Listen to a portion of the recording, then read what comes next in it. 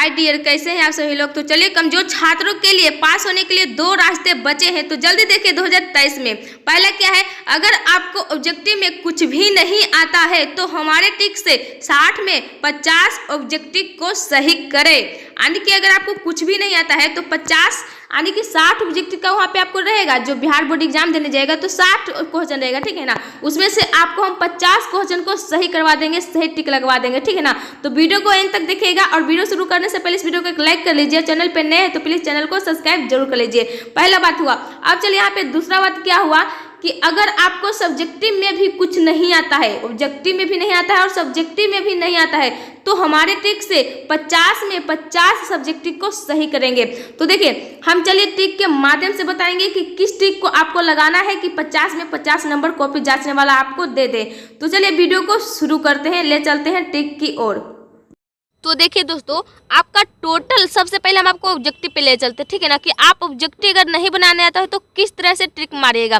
तो देखिए, टोटल प्रश्न यानी टोटल ऑब्जेक्टिव जो आपका आएगा वहाँ पे वो कितना रहेगा, 60 रहेगा, ठीक है ना, 60 रहेगा। अब 60 ऑब्जेक्टिव में से आपको कम से कम कितने ऑब्जेक्टिव को सही लगाना है इस ट्रिक के माध्यम से। तो कम से कम आपको देखिए 60 ऑब्जेक्टिव रहता है तो उसमें से आपको बोलता है कि यहाँ पे 60 में से 50 को कम से कम 50 ऑब्जेक्टिव को आपको सही बनाना है, ठीक है ना। तो हम चलिए इस ट्रिक के माध्यम से 50 का 50 आपको सही करवाएंगे। तो देखिए, सबसे पहले देखिए इस तरह से आपको गोला रंगने का दिया हुआ रहेगा, ठीक है ना, कि आपको तो पहले वहाँ पे जितना ऑब्जेक्टिव पढ़ लीजिएगा। सबसे पहले आप सारा प्रश्न को जितना आपको आता है उसको आपको इस तरह से गोला रंगना। मान लीजिए कि 1 नंबर का सही हो रहा है सी, ठीक है ना, तो यहाँ पे हम सी को गोला रंग देंगे, अच्छे तरह से रंगेंगे। इस गोला को बाहर नहीं रंगेंगे और इस गोला के अंदर भी नहीं छोड़ेंगे। इस गोला को तो हम अच्छे तरह से रंग लेंगे, ठीक है ना। मान लीजिए 2 नंबर का ए है तो 2 नंबर का ए को हम किस तरह से रंगेंगे, इस तरह से रंगेंगे, यानी कि अच्छे तरह से रंग लेंगे, ठीक है ना। इसको कहीं पे भी खाली नहीं छोड़ेंगे, पूरा स्थान को भर देंगे अच्छे तरह से, ठीक है। इस तरह से रंग लीजिएगा। अब आपको बताते हैं कि अगर आपको ऑब्जेक्टिव नहीं आता है तो किस तरह से कीजिएगा। तो मान लीजिए कि यहाँ पे दोस्तों आपका 60 को ऑब्जेक्टिव है, कितने हैं, 60 है, ठीक है ना। तो यहाँ पे 60 लिख लिए।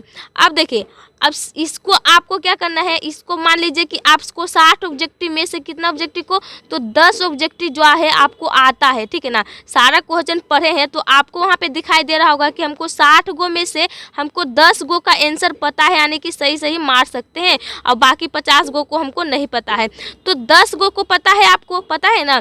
तो आप 10 ऑब्जेक्टिव जो बनाए हैं आपको पता होगा ना कि हम जो 10 ऑब्जेक्टिव को टिक मारे हैं ज़्यादातर कौन में मारे हैं, ए में मारे हैं या बी में मारे हैं या सी में या डी में, यानी कि ज़्यादातर आंसर हमको किस में आया है, ए में आया है कि बी में आया है कि सी में आया है कि डी में आया है, ठीक है ना। तो इसी के माध्यम से हम इधर 20 गो ऑब्जेक्टिव कर लेते हैं, ठीक है ना। हम यहाँ पे कितना कर लेते हैं, 20 कर लेते हैं। देखिए, अब इस 20 को क्या करना है, इस 10 का कॉपी करना है, यानी कि 10 ऑब्जेक्टिव का जितना भी मारे हैं ना, तो आपको पता होगा कि ज़्यादातर मेरा ए में आंसर आया है और ज़्यादातर मेरा बी में आंसर आया है।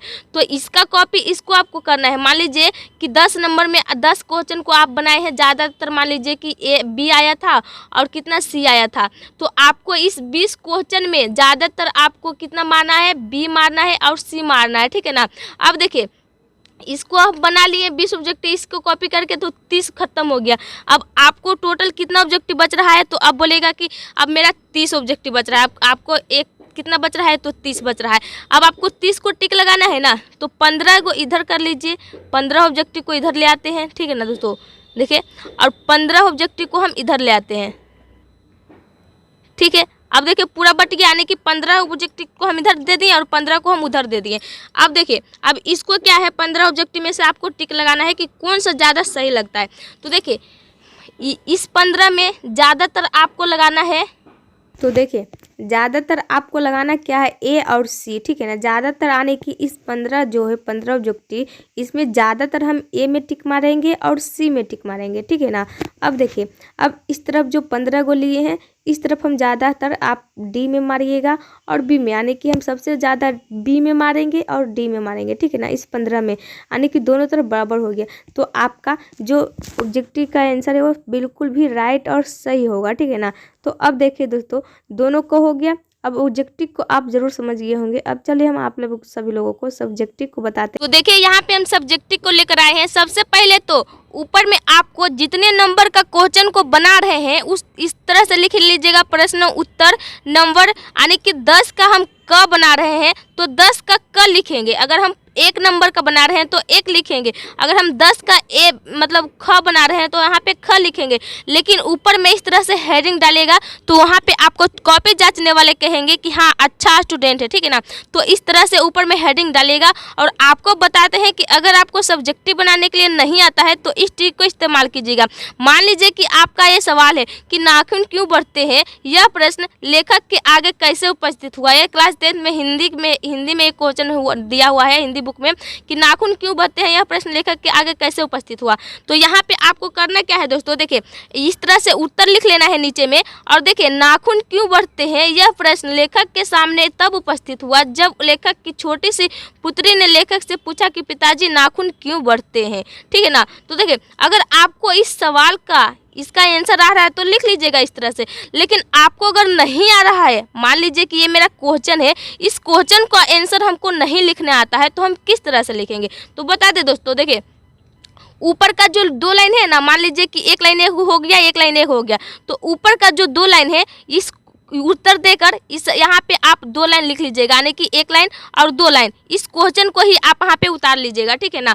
और बीच में आप 2 लाइन कुछ भी घुसा दीजिएगा, जैसे कि इस नाखून के बारे में आप कुछ भी लगा लीजिएगा, लेखक के बारे में, लेखक की पुत्री है वो उसके बारे में कुछ भी लगा लीजिएगा, यानी कि 2 लाइन हम कुछ भी लगा लेंगे, ठीक है ना। 2 लाइन कुछ भी लगा लेंगे। उसके बाद देखिए नीचे में 1 लाइन क्या करेंगे, ऊपर वाले 1 लाइन जो रहेगा ना उस लाइन को हम नीचे में भी 1 लाइन लिख देंगे। तो आपका आंसर भी रेडी है और क्वेश्चन ऊपर में और आंसर नीचे में रेडी है, ठीक है ना। इस तरह से जरूर लिखिएगा। वहाँ पे आप कॉपी छोड़कर बिल्कुल भी नहीं आइएगा, कुछ न कुछ भर के आइएगा और ढंग से लिखिएगा, अच्छे राइटिंग लिखिएगा, साफ साफ लिखने की कोशिश कीजिएगा। तो यहाँ पे दोस्तों 2 बात आपको बता दिए हैं कि अगर आपको नहीं भी आता है तो किस तरह से लिखिएगा।